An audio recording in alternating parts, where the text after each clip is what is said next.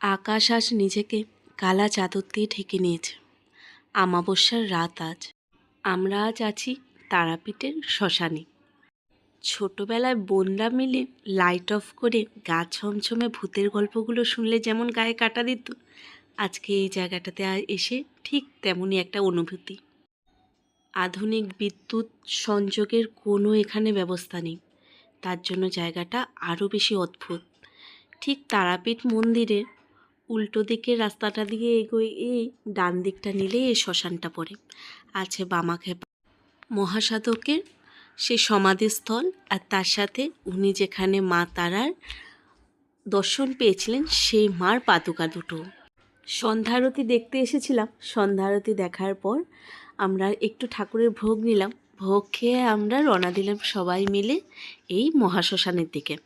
চলুন তাহলে ব্লগটা শুরু করি। রাস্তাটা তো আপনাদেরকে বলেই দিলাম, কিন্তু এখানে না চটি পরে কেউ যেতে পারবে না, স্বাভাবিক কথা, শ্মশান রয়েছে তো। কিন্তু এখানে আবার চটি রাখারও জায়গা নেই।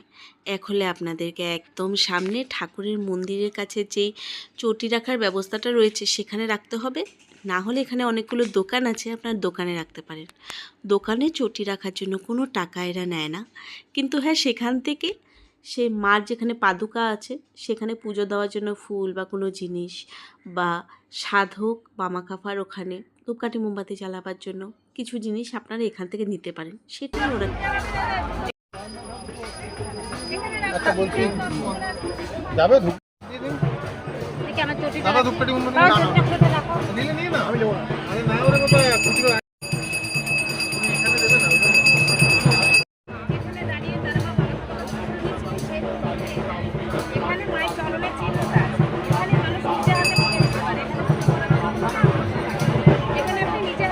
অদ্ভুত জায়গাটাতে কারেন্ট নেই। আমি কলকাতায় প্রথম জায়গা দেখলাম যেখানে কারেন্ট নেই।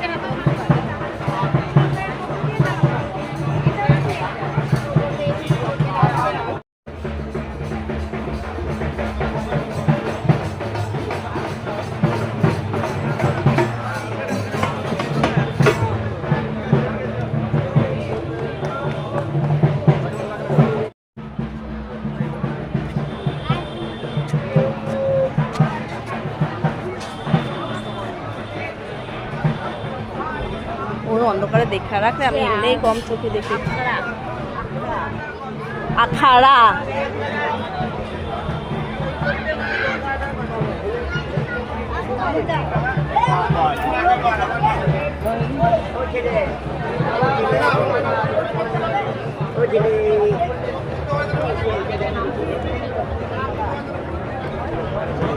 হ্যালো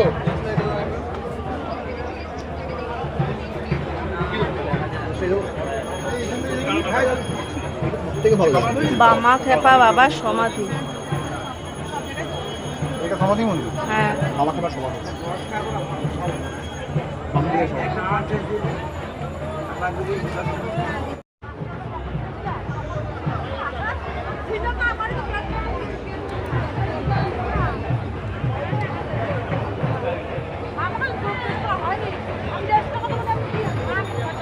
এক সেকেন্ড। মোমবাতির ওখানে ওখানে ওখানে কোথায়? আপনি লাস্ট আছেন? আপনি লাস্ট আছেন লাইনে? মায়ের চরণ যেখানে আছে সেটার দর্শনের জন্য এখানে ছোট একটা লাইন পড়েছে। আপনি এটাকে ছুঁয়ে প্রণাম করতে পারেন, কিন্তু হ্যাঁ ঢোকার জন্য আবার এরা 20 টাকা করে চার্জ করছে, যে আপনি দর্শনের জন্য পার পার্সন 20 টাকা করে দিতে হবে। এই জায়গাটাতে এসে আমার মনে হচ্ছে কালী পুজো। কালী পুজোতে অন্ধকার থাকে না? অন্য পদ্মটা দেখুন।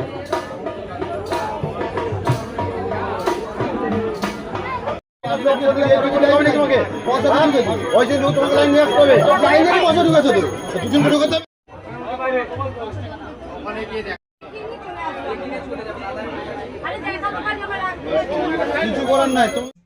এই হচ্ছে সে জাগ্রত মায়ের চরণ।